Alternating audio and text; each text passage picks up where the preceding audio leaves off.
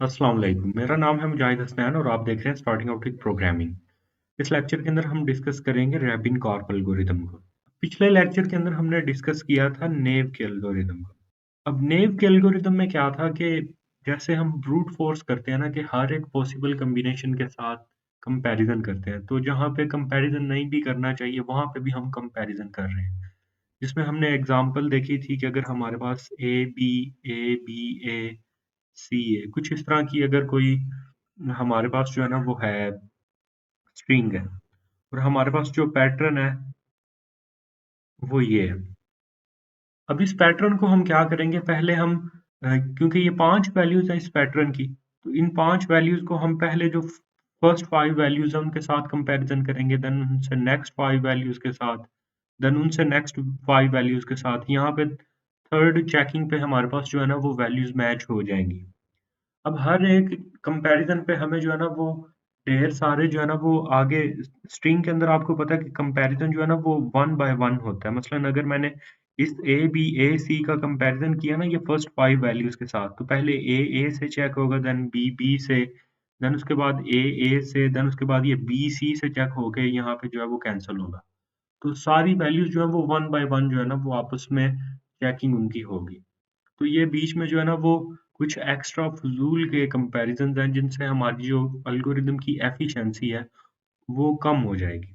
Even though वो बहुत simple था लेकिन वो एफ़िशिएंट नहीं था। उसके अंदर हम अगर वैल्यूज़ मैच नहीं भी हो रही फिर भी उनका कंपैरिज़न कर रहे हैं। अब रैबिन कार्प जो है, इसके अंदर जो है ना ये वाली जो प्रॉब्लम है ना, वो थोड़ी-सी कम हो जाएगी। लेकिन इस प्रॉब्लम को कम करने के लिए वो पहले थोड़ी-सी एक प्री प्रोसेसिंग करता है। ये जो हमारा पैटर्न हमें दिया जाएगा इसके ऊपर और इस प्री प्रोसेसिंग के ऊपर उसे कितना टाइम लगेगा जितना इस पैटर्न का साइज है ना, मसलन यहाँ पे इसका साइज अगर हम सपोज कर ले m 5 मैम पता है इसके m इज इक्वल टू 5, तो थीटा ऑफ m का जो है ना उसे टाइम लगेगा उस प्री प्रोसेसिंग के लिए। अब इसके अंदर होगा क्या, हमें जो भी पैटर्न दिया जाएगा उसे हमने जिस टेक्स्ट के अंदर ढूंढना है उस टेक्स्ट के अंदर ढूंढने से पहले हम ये जो हमारा टेक्स्ट होगा और ये जो हमारा पैटर्न होगा इसको हम कन्वर्ट करेंगे इनटू नंबर्स। नंबर्स में कन्वर्ट कैसे करेंगे, मसलन अगर सपोज कर ले हमारे पास ए है, ए को हम 1 कंसीडर कर सकते हैं, बी को हम 2 कंसीडर कर सकते हैं या और किसी तरह से भी जो है ना हम अपनी स्ट्रिंग के हर एक इंडिविजुअल कैरेक्टर को जो है ना वो नंबरिंग दे देंगे किसी भी बेस के अंदर। मोस्टली हम जो है ना वो बेस जो है ना वो 10 ही यूज़ करेंगे, यानी डेसिमल बेस जो है वो यूज़ करेंगे। और साथ में एक हम लेंगे प्राइम नंबर। ये प्राइम नंबर हम किस लिए लेंगे? ये हम मॉडुलस लेने के लिए लेंगे। मसलन सपोज़ कर लेना अगर हमारे पास वैल्यूज़ जो है वो बहुत बड़ी आ गई लाइक 415, ये इस तरह की कोई बहुत बड़ी वैल्यू आ गई है। तो इतनी बड़ी वैल्यू के कंपैरिज़न से बेहतर है कि हम कोई छोटी वैल्यू जो है ना उसका कंपैरिज़न कर लें, लाइक 7, 8, 9, कोई सिंगल एक वैल्यू हो तो उसका कंपैरिज़न कर लें। तो हम क्या करेंगे, हम एक वैल्यू के साथ मॉडुलस लेके वैल्यूज़ को जो है वो सिंगल डिजिट के अंदर कन्वर्ट कर लेंगे। सिंगल डिजिट वैल्यूज़ के साथ डील करना थोड़ा-सा ईज़ी रह जाता है।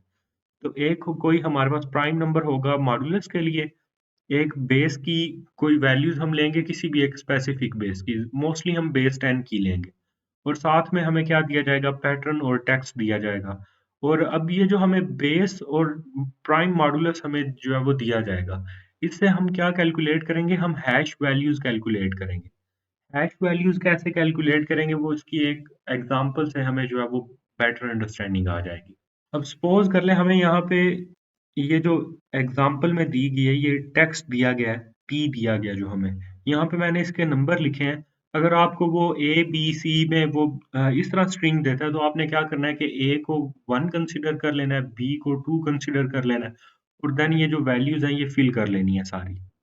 और फिर हमें एक पैटर्न भी दिया गया P, P के अंदर भी मैंने इंटीजर वैल्यूज़ लिखी हैं। अगर आपको वो A, B, C के अंदर दिया जाएगा, तो आपने यहाँ पे उसकी इंटीजर वैल्यूज़ जो हैं, वो लिख लेनी है। बेस जो है वो क्योंकि मैंने बेस 10 यूज़ की है, कोई मैंने बाइनरी या फिर ऑक्टेट या फिर हेक्साडेसिमल को यूज़ नहीं किया, तो मैंने d इज़ इक्वल टू 10 लिख लिया है। और प्राइम नंबर आप कोई भी सिलेक्ट कर सकते हो, मैंने इस केस के अंदर जो है वो 13 जो है ना उसको चूज़ किया है। अब प्राइम नंबर जो है वो डिफरेंट चूज़ करने से क्या होगा, ये आगे जब हम इस एल्गोरिदम को डिस्कस करेंगे, तो वहाँ पे मैं आपको बताऊँगा कि डिफरेंट प्राइम नंबर चूज़ करने से क्या हो सकता है। उसके बाद हमने इसकी हैश वैल्यूज़ कैसे कैलकुलेट करनी है। यहाँ पे अगर आप देखो तो ये जो p है, सबसे पहले हम ये जो हमारा पैटर्न है, हम इसकी हैश वैल्यू जो है ना वो कैलकुलेट करेंगे। अब इसकी हैश वैल्यू कैसे कैलकुलेट करेंगे? अगर हमने करनी होगी ना कैलकुलेट, तो हम सिंपली ये जो नंबर है, इस नंबर का ये जो q है हमारा, इसके साथ मॉडुलस ले लेंगे। अब अगर इसका इसके साथ मॉडुलस लें, ये जो वैल्यू है 31415, इसका मॉडुलस लें 13 के साथ, तो वो मॉडुलस आएगा हमारे पास 7। इसी तरह हमने क्या करना है कि ये जितनी p के अंदर वैल्यूज़ है ना, वो कितनी वैल्यूज़ हैं? 5 वैल्यूज़ हैं। हमारी जो हमें स्ट्रिंग दी जाएगी जिसमें हमने मैचिंग करनी है, उसमें भी जो फर्स्ट 5 वैल्यूज़ हैं, उन फर्स्ट 5 वैल्यूज़ का हम क्या करेंगे, हम इस 13 के साथ मॉडुलस ले लेंगे। जैसे इस 13 के साथ मॉडुलस लेंगे तो वो क्या आंसर आ जाएगा, वो 8 आ जाएगा। अब ये तो कैलकुलेशन करेंगे हम, अगर हमने करनी हो। हमारे लिए इस तरह कैलकुलेट, क्योंकि हमें देखने में ये पता चल रहा है कि ये इतनी वैल्यू बन रही है, और ये जो p है इसके अंदर भी हमें देखने में पता चल रहा है कि इतनी वैल्यू बन रही है। लेकिन कंपाइलर जो है ना, वो हर एक इंडेक्स के ऊपर जो वैल्यूज़ स्टोर्ड है, उनको इंडिविजुअल देखता है। यानी उसे सिर्फ़ ये पता है कि फर्स्ट इंडेक्स के ऊपर 2 स्टोर्ड है, जो दूसरा हमारे पास इंडेक्स है 1 वाला, उसके ऊपर 3 स्टोर्ड है। उसे वैल्यूज़ जो है ना ये एज़ कम्युलेटिव जो है ना वो नज़र नहीं आती। तो वो इन वैल्यूज़ को कम्युलेटिव कैसे देखेगा? इस फ़ॉर्मूला की मदद से देखेगा। इस फ़ॉर्मूला में क्या होगा कि P ऑफ m, m यहाँ पे क्या है, जितनी हमारे पास ये पैटर्न की मैक्सिमम वैल्यूज़ हैं 5, तो यहाँ पे हम सबसे पहले क्या पुट करेंगे, जो सबसे लास्ट वाली वैल्यू है। अगर पैटर्न के लिए हमने वो हैश वैल्यू कैलकुलेट करनी होगी तो P ऑफ m क्या होगा, 5। तो यहाँ पे क्या आ जाएगा, 5 आ जाएगा, और यहाँ पे नीचे मैंने कैलकुलेट करते हुए यहाँ पे एक दफ़ा 5 ये इससे मैंने कैलकुलेट भी किया है। 5 आ जाएगा, देन उसके बाद आ जाएगी हमारी प्लस बेस। बेस हमारी क्या थी, 10, प्लस 10 आ जाएगा। देन उसके अंदर क्या होगा, P ऑफ m माइनस 1, जो उससे पीछे वाली वैल्यू होगी, हम वो यहाँ पे पुट करेंगे। अगेन प्लस बेस आ जाएगा, फिर उससे जो पीछे वाली वैल्यू है वो साथ में 10 आ जाएगा प्लस, और उसके अंदर क्या आ जाएगा, उससे पिछली वैल्यू आ जाएगी, 4 के बाद 1 आ जाएगा, प्लस 10 आ जाएगा, और 10 से पीछे फिर हमारे पास क्या है, 3। तो लास्ट पे यहाँ पे हमारे पास क्या आ जाएगा, 3 आ जाएगा। तो जब हम सारी वैल्यूज़ को ऐसे लिख लेंगे और फिर इसको कैलकुलेट करके मॉडुलस ऑफ 13 लें। अगर वैसे ये सारी वैल्यूज़ जो है ना, इसकी कैलकुलेशन करें तो ये इन द एंड वापस यही बन जाएगा, 31415। तो कंपाइलर ने बेसिकली क्या किया कि ये जो जितनी भी ये 5 इंडेक्सेस के ऊपर वैल्यूज़ है ना, इन सारी वैल्यूज़ को देख लिया कि वो एक अगर सिंगल वैल्यू हो तो वो कैसे बनेगी। इस फ़ॉर्मूला से उसने जो है ना वो देख लिया, ये जो ऊपर लिखा हुआ है P वाला। इस फ़ॉर्मूला से उसको कैलकुलेट करने के बाद जो हमारा मॉडुलस होगा उसके साथ उसका मॉडुलस लेंगे तो हमारे पास उस फर्स्ट 5 वैल्यूज़ के लिए जो हैश वैल्यू है ना वो आ जाएगी। अब इसमें हम चेकिंग कैसे करेंगे हैश वैल्यूज़ निकालने के बाद? अब ये जो हमारा P था, इसके लिए हैश वैल्यू क्या आई, 7, और जो हमारे पास ये जो स्ट्रिंग हमें दी गई है, इनकी फर्स्ट 5 वैल्यूज़ के लिए जो हैश वैल्यू आई है वो क्या आई है, 8 आई है। अगर हमारी हैश वैल्यूज़ आपस में मैच नहीं करेंगी तो इट मीन्स कि यहाँ पे जो हमें स्ट्रिंग दी गई है, वो भी इसके इक्वल नहीं है। क्योंकि अगर यहाँ पे जो टेक्स्ट दिया गया होगा, वो दोनों आपस में इक्वल होंगे तो सेम टेक्स्ट के लिए सेम हैश वैल्यू जो है ना वो जनरेट होके आएगी। अच्छा, अब जो हमारा पैटर्न है, पैटर्न की तो वैल्यू हमेशा फिक्स रहेगी एक सर्च के दौरान। तो उसके लिए तो एक दफ़ा हमने ये p की वैल्यू जो उसकी हैश वैल्यू वो हमने कैलकुलेट कर ली 7।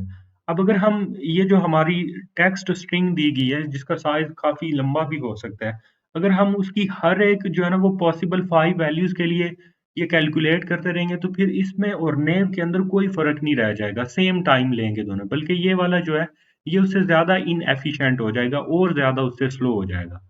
तो इस चीज़ से बचने के लिए कंपाइलर एक फ़ॉर्मूला यूज़ करता है। हमें नहीं यूज़ करना पड़ेगा, हम तो डायरेक्टली देख सकते हैं कि ये जो नेक्स्ट 5 वैल्यूज़ हैं उनका मॉड 13 के साथ मॉडुलस लें, तो वो क्या वैल्यू आएगी। लेकिन कंपाइलर क्या करेगा, वो इस फ़ॉर्मूला को यूज़ करेगा, T ऑफ S प्लस 1।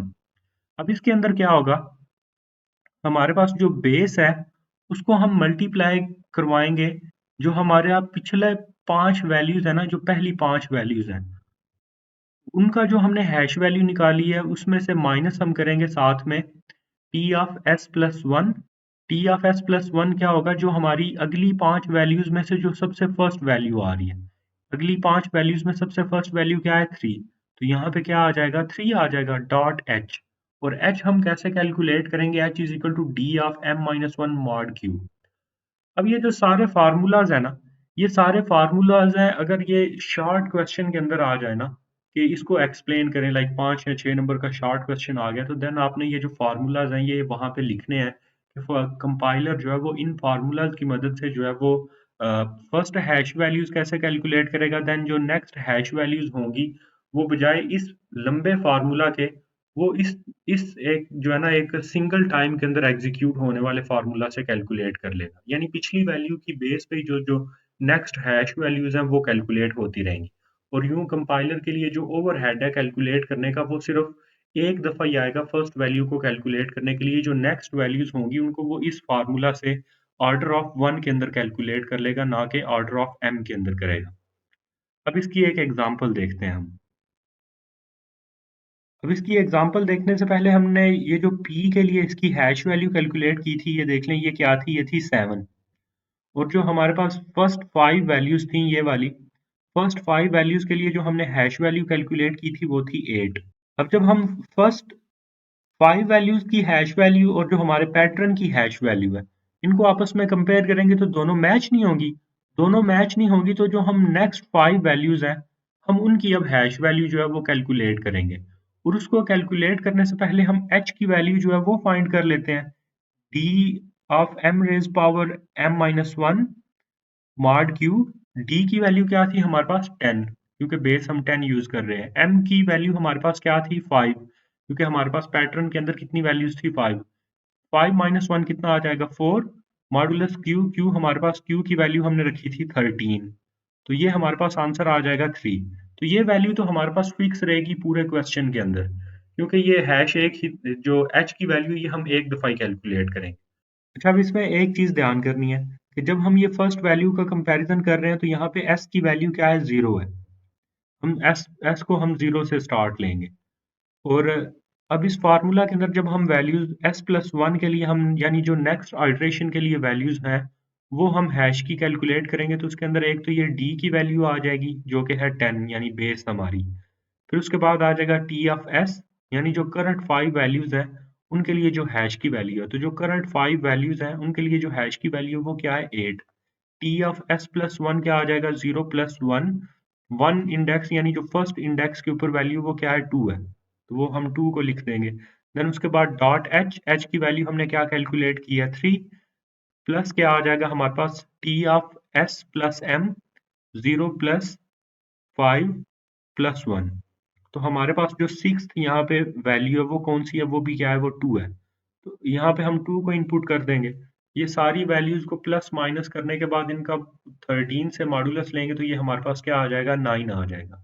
अब जो नेक्स्ट वैल्यू, नेक्स्ट 5 वैल्यूज हैं, इस फार्मूला से उसकी जो हैश वैल्यू हमने वो कैलकुलेट कर लिया। अब ये फार्मूला तो यूज करना है कंपाइलर ने। हम क्या करेंगे, हम ये जो नेक्स्ट 5 वैल्यूज हैं, हम इनका डायरेक्टली 13 से मॉडुलस लेके क्या करेंगे कि ये 9 निकाल लेंगे और देख लेंगे कि क्या ये 7 से मैच कर रहा है, नहीं कर रहा। अगर नहीं कर रहा तो हम उससे जो नेक्स्ट 5 वैल्यूज हैं उनका 13 से मॉडुलस लेके उसके साथ कंपैरिजन कर लेंगे। इस केस में भी वो सेम नहीं आएगा, इस केस में भी वो सेम नहीं आएगा। यहाँ पे जाके ना ये जो ये वाली वैल्यूज हैं, इन वैल्यूज के ऊपर जाके हमारे पास, क्योंकि ये वैल्यूज और जो हमारा पैटर्न था ये दोनों सेम है, तो इन वैल्यूज के ऊपर जाके हमारे पास जब हम 13 से मॉडुलस लेंगे तो हमारे पास क्या आ जाएगा, 7। और हमारे पास पैटर्न की भी वैल्यू क्या थी, वो भी क्या थी, 7। तो 7 इज इक्वल टू 7 हो जाएगा।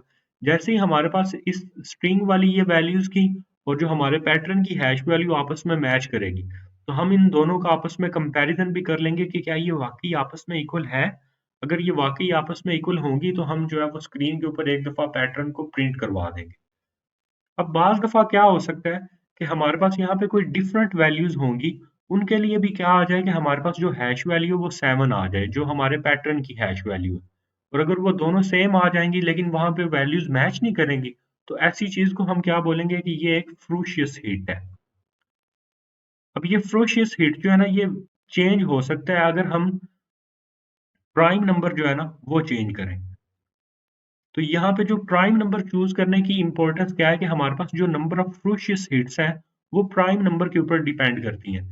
अगर हमारे प्राइम नंबर जो है ना वो हर एक पॉसिबल यहाँ पे हमारे पास जो आ रहा है ना कॉम्बिनेशन, हर एक पॉसिबल कॉम्बिनेशन के लिए जो है ना वो एक डिफरेंट हैश वैल्यू जो है वो जनरेट करके दे हमें। तो ऐसा जो प्राइम नंबर है वो सबसे ज़्यादा बेस्ट होगा।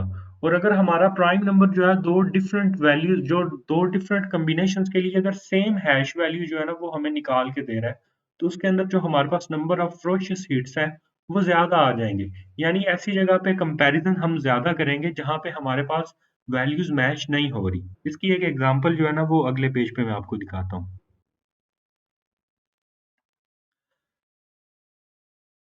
अब अगर आप यहाँ पे देखो तो जो हमारे पास ये वाली 5 वैल्यूज़ हैं, इनके लिए हमारे पास क्या आया 9 आया हैश। अगर हम इन वैल्यूज़ का 13 से मॉडुलस लें तो वैल्यू क्या आएगी 9। तो यहाँ पे तो मैच नहीं होगा। अगर ये वाली 5 वैल्यूज़ हम देखें तो यहाँ पे हमारे पास मॉडुलस आया 7 और पैटर्न भी हमारा यही था, तो दोनों आपस में मैच कर गए। लेकिन अगर ये वाली जो 5 वैल्यूज़ हैं, इनका अगर 13 से मॉडुलस लें हम, तो वो भी क्या आ रहा है 7 आ रहा है। और इसका अगर 13 से मॉडुलस लेने पे 7 आ रहा है और जो हमारे पैटर्न की भी हैश वैल्यू वो क्या है 7। लेकिन ये वैल्यू जो है ये वाली ये तो उस पैटर्न के इक्वल नहीं है। अगर पैटर्न के इक्वल नहीं है तो ये क्या है, ये एक स्प्रूशियस हीट है। सॉरी मैंने ऊपर इसको जो है ना वो फ्रूशियस हीट बोल दिया है। इसको हम स्प्रूशियस हीट बोलेंगे। तो ये हमारा जो है ना ये स्प्रूशियस हीट जो है ये डिपेंड करता है ऑन प्राइम नंबर कि हम प्राइम नंबर जो है वो कौन सा ले रहे हैं। अगर हम प्राइम नंबर जो है वो कोई अच्छा लेंगे, अब ये अच्छा प्राइम नंबर हम कौन सा ले ये हमें नहीं पता। ये हम एल्गोरिथम को रन करके ही बता सकते हैं कि हमारा प्राइम नंबर ठीक था या नहीं ठीक था। अब इसके बाद आ जाएगा इसका एल्गोरिदम।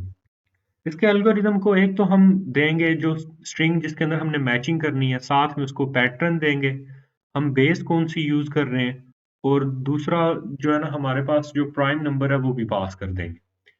n के अंदर हम जो है वो टेक्स्ट की लेंथ स्टोर कर लेंगे, m के अंदर हम पैटर्न की लेंथ स्टोर कर लेंगे, h की वैल्यू कैलकुलेट कर लेंगे इस फ़ॉर्मूला से। उसके बाद p इज़ इक्वल टू शुरू में 0 है, ये p क्या था? ये हमारे पास पैटर्न की हैश वैल्यू थी। और ये टी नॉट हमारा क्या था? टी नॉट के अंदर हमने जो हमारी स्ट्रिंग है ना, जिसके साथ हमने कंपैरिज़न करना है, उसकी जो फर्स्ट 5 वैल्यूज़ का जो हमने स्टोर करना है, वो टी नॉट के अंदर हम स्टोर करेंगे। अब वो जो मैं आपको बता रहा था कि इसके अंदर एक प्री प्रोसेसिंग होती है, तो ये एक फर्स्ट टाइम इसके अंदर एक प्री प्रोसेसिंग है और ये लूप कितनी दफ़ा चलेगा 1 से लेकर m टाइम्स तक यानी थीटा ऑफ m टाइम्स ये लूप चलेगा। एग्ज़ैक्टली m टाइम्स ही ये लूप चलेगा।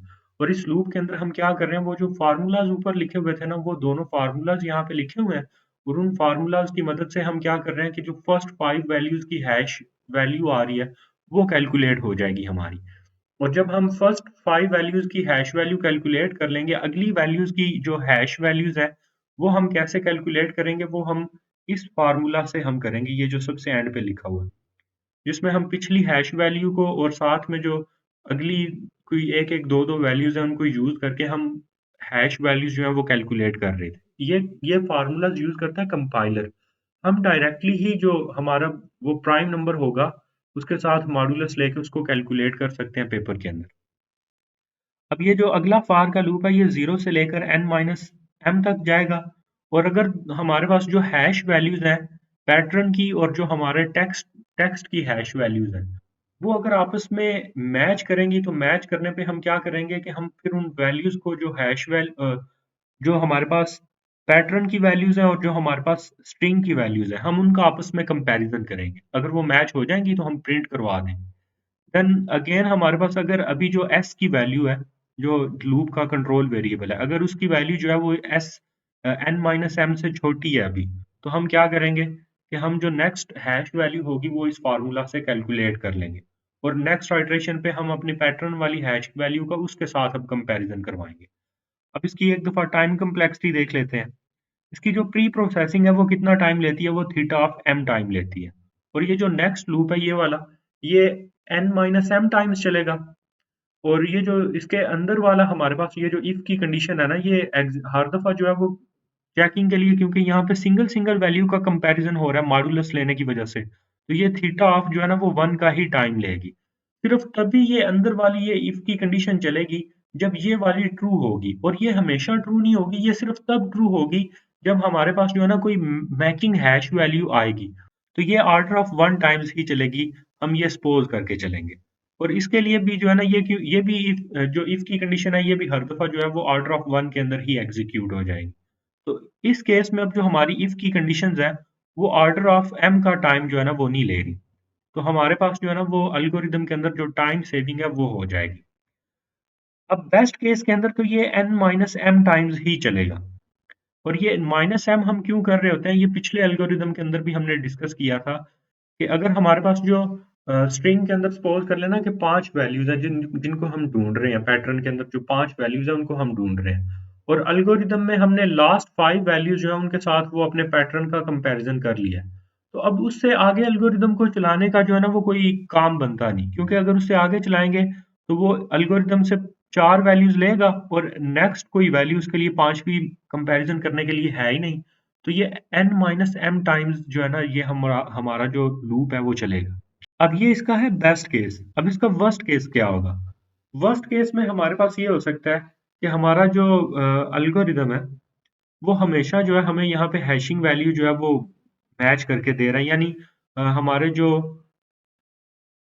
स्प्रूशियस हिट्स हैं, वो आते जा रहे हैं। हमने कोई प्राइम नंबर अच्छा चूज़ नहीं किया जिसकी वज़ह से हमारे जो स्प्रूशियस हिट्स हैं वो इंक्रीज़ हो रहे हैं। अगर स्प्रूशियस हिट्स इंक्रीज़ होंगे तो ये वाली जो इफ की कंडीशन है ये हर दफ़ा एग्ज़ीक्यूट होती रहेगी, यानी बार-बार एग्ज़ीक्यूट होगी। और ये वाली जो इफ की कंडीशन है अंदर वाली, ये ऑर्डर ऑफ m के अंदर जो है ना हमारी कंप्लीट होती है।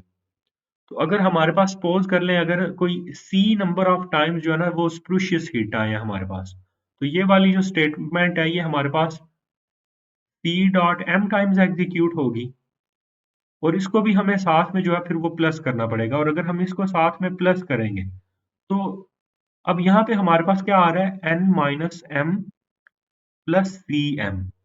अब ये जो माइनस m है, सपोज़ कर लेना अगर c की वैल्यू ज़ाहिर बात है वो 1 नहीं होगी, वो 1 से ग्रेटर है इसीलिए हमने उसको कोई c कंसीडर किया। तो अगर c में से हम 1 को माइनस भी करें, तो वो 1 ही लेस होगा, इतना कोई ख़ास फ़र्क नहीं पड़ेगा। तो हम इसको क्या लिख सकते हैं, ये n प्लस सी एम है। और c यहाँ पे क्या है, कोई कांस्टेंट वैल्यू है। और अगर यहाँ पे c कांस्टेंट है तो इसको हम इग्नोर करवा के n प्लस m इसको लिख सकते हैं। तो हमारे पास जो है ना ये एवरेज ऑन एवरेज जो है ना ये हमारे पास n plus m times execute होगा। और वर्स्ट केस के अंदर जो है ना ये हमारे पास n minus m plus C M times जो है ना ये एग्जीक्यूट होगा वर्स्ट केस के अंदर। तो ये इसकी टाइम कम्प्लेक्सिटी का एनालिसिस था। अब इससे नेक्स्ट लेक्चर के अंदर हम फाइनाइट ऑटोमेटा के जरिए स्ट्रिंग मैचिंग कैसे करते हैं वो डिस्कस करेंगे। चैनल को सब्सक्राइब कर लें और बेल आइकन को भी हिट कर लें ताकि आपको लेक्चर्स की अपडेट मिल जाए।